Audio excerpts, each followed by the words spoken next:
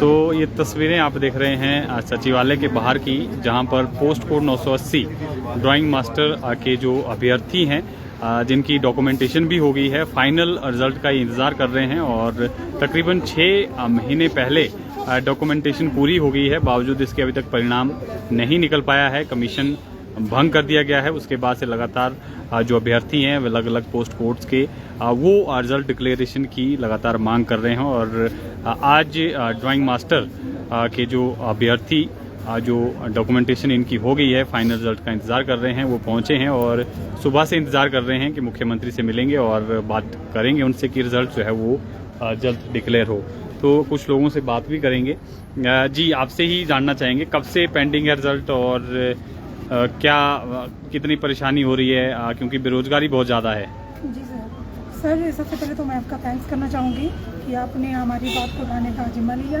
और सर, ये जो हमारा रिजल्ट है वो 2000 पिछले साल दिसंबर में निकला था, तो 3 तारीख को, 3 दिसंबर को। उसके बाद हमारी डीबी थी 16 से 22 तक, और उसके बाद जो है वो कमीशन को बंद कर दिया गया।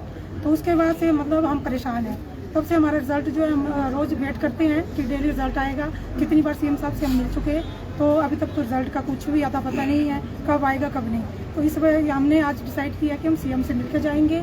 और सुबह से हम भूखे प्यासे खड़े हैं, और ना तो और छोटे छोटे बच्चों को घर से छोड़ के आए हैं। कल 3 बजे से हम लोग, मैं डिस्ट्रिक्ट कांगड़ा से आई हुई हूँ। तो सर, हम सोचो कितने परेशान होंगे। और हम अभी भी हमारी ये जिद है कि हम सीएम साहब से मिलकर ही जाएँ। आप कह रहे हैं कि पहले भी मिले हैं, आज भी मिलेंगे, फिर भी अगर कोई हल नहीं निकला तो क्या करेंगे? सर, बैठे रहेंगे। अभी तो हम नहीं जाने वाले, बार बार कितना खर्चा करके आएंगे। अभी हमारा यही चीज है कि हम जब तक सीएम साहब हमें बिल्कुल रिटर्न में कोई नोटिफिकेशन देते नहीं है, हम नहीं जाएंगे यहाँ से। बैठे डरे रहेंगे आज? हाँ जी। आप कहाँ से पहुँचे हैं जी? सर, मैं हमीरपुर से हूँ। हमीरपुर से पहुँचे हैं। लंबा इंतजार करना पड़ रहा है रिजल्ट के लिए। तो सर, अब तो खुद ही सीएम सर को सोचना चाहिए कि हम पहले 18 मार्च को आए थे। उन्होंने हमसे खुद प्रॉमिस किया था कि हम 18 अप्रैल से पहले आपका रिजल्ट देंगे ही देंगे।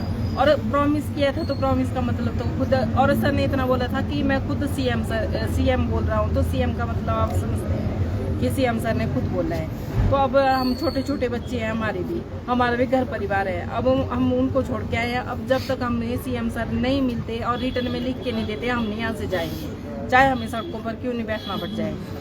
उम्र भी निकलती जा रही है।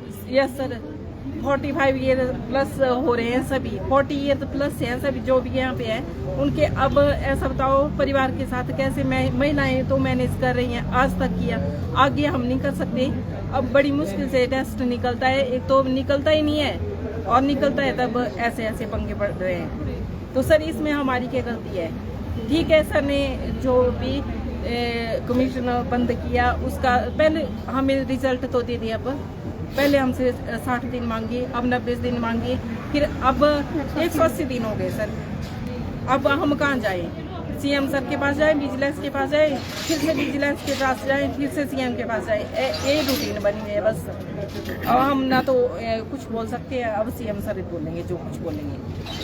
आपसे भी जानना चाहेंगे, कई भर्तियां लटकी हुई हैं, आपकी भी लटकी हुई हैं, लंबे अरसे से लटकी हुई हैं, और हालांकि मुख्यमंत्री ने कहा था कुछ दिन पहले कि सप्ताह भर में रिजल्ट निकलेंगे, फिर भी रिजल्ट नहीं निकल पा रहे हैं और आप लोगों को आना पड़ रहा है बार बार।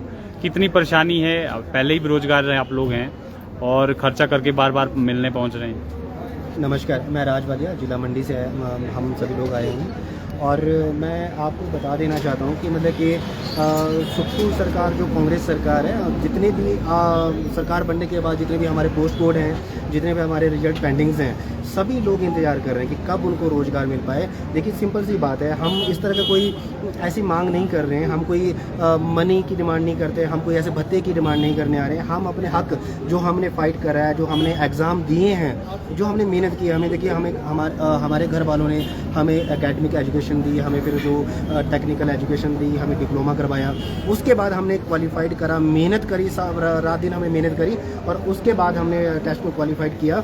और आज हम उस राइट के लिए मांग रहे हैं। सर, आप इतना सा आइडिया लगाइए कि हम अपने कोई इस तरह की डिमांड्स नहीं करें कि हमें भत्ता लगा लीजिए। हमने जो फाइट किया है हम उसके लिए कह रहे हैं कि हमारा परिणाम घोषित करें। सिंपल सी बात है, सरकार जब बनती है मुझे लगता है कि परिणाम कुछ भी हो, चाहे वो राजनीति का परिणाम हो, चाहे वो किसी परीक्षा का परिणाम हो, हर परिणाम अपने लिए इम्पोर्टेंट होता है। और हर एक पर्सन को, चाहे वो सरकार का इलेक्शन हो, चाहे राजनीति के इलेक्शन हो, चाहे वो परीक्षा के इलेक्शन हो, जब भी इलेक्शन होता है सरकार के लिए भी वो वैल्यूएबल रहता है और ये वैसे ही अभ्यर्थियों के लिए भी वैल्यूएबल रहता है। हम लोग कितने आगंतुक हैं, कितने इंतजार में कर रहे हैं कि हमारा परिणाम आएगा, शायद हम परिणाम पास करने के बाद हम जॉब लग पाएँ। हमारे परिवार वाले इंतजार कर रहे हैं, देखिए हम खुद इंतजार कर रहे हैं, हमारे बच्चे।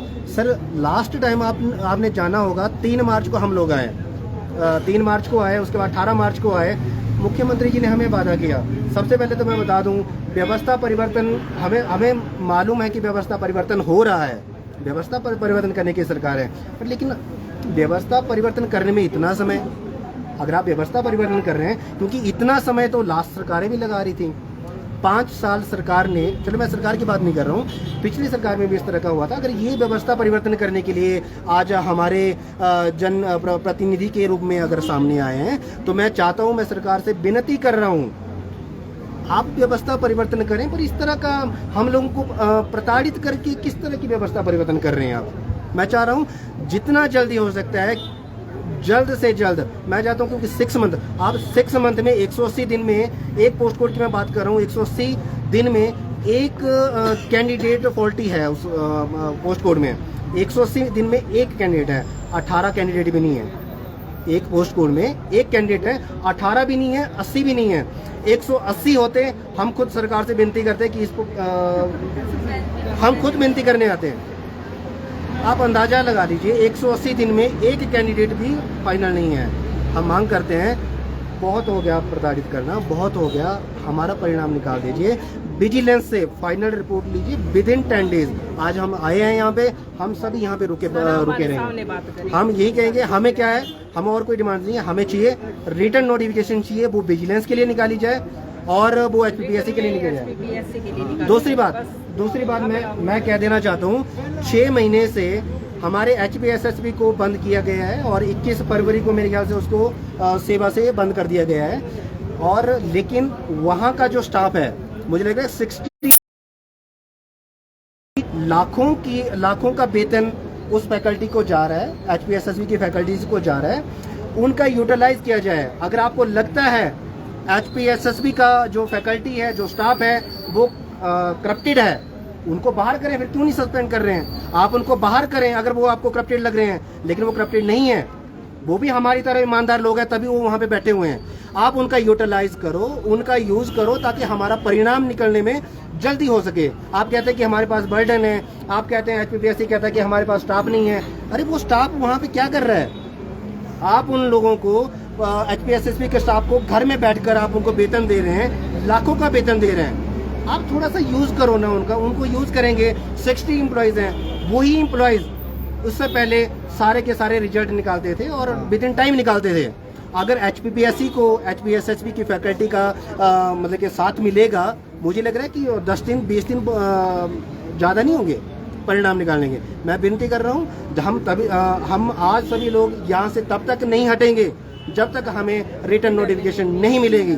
या तो देखिए, अगर हम गलत कर रहे हैं, अगर हमारा राइट गलत है, अगर हम डिमांड गलत कर रहे हैं, अगर हम सरकार के खिलाफ बात कर रहे हैं, तो हमें अंदर कर दो या हमें मार दीजिए, हमें कुछ ना कुछ तो कर दीजिए। या अगर हम गलत कर रहे हैं, हमें यहाँ से धक्के मार के बाहर निकाल दो, हमें मार दो।